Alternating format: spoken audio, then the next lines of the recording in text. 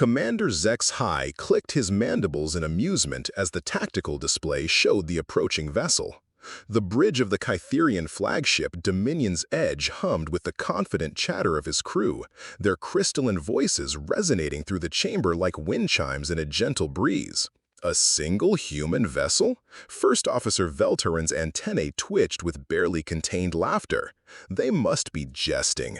The human ship appeared pathetically small against the backdrop of the Kytherian armada, 300 vessels strong, each one a masterpiece of engineering that had conquered 17 star systems.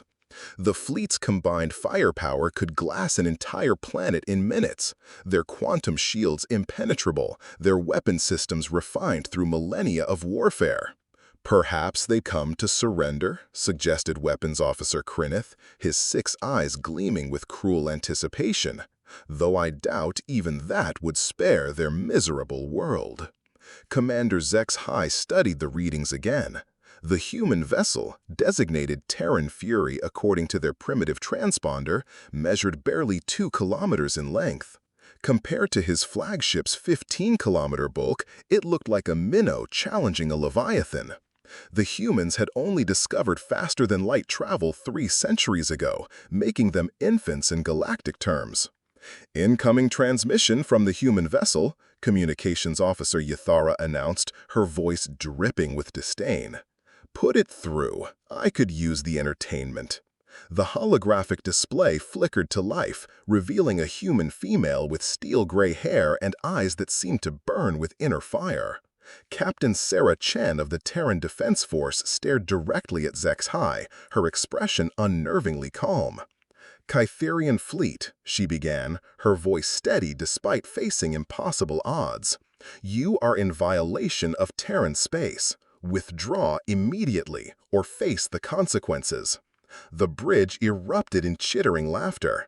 Several officers doubled over, their exoskeletons clicking against their stations. Even Zex High couldn't suppress his amusement. The audacity was almost admirable.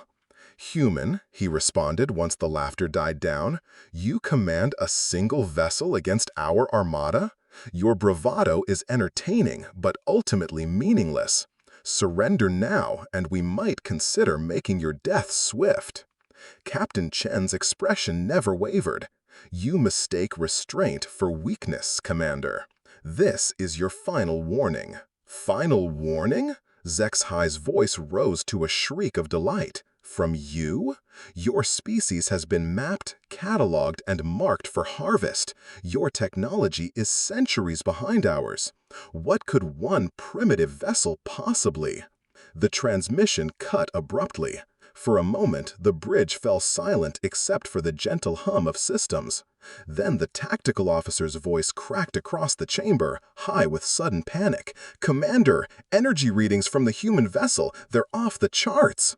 The Terran Fury began to glow, not the soft luminescence of charging weapons, but something far more ominous, a deep, pulsing radiance that seemed to bend space around it. Reality itself appeared to ripple outward from the small ship. "Impossible," Zex High whispered, his earlier confidence evaporating.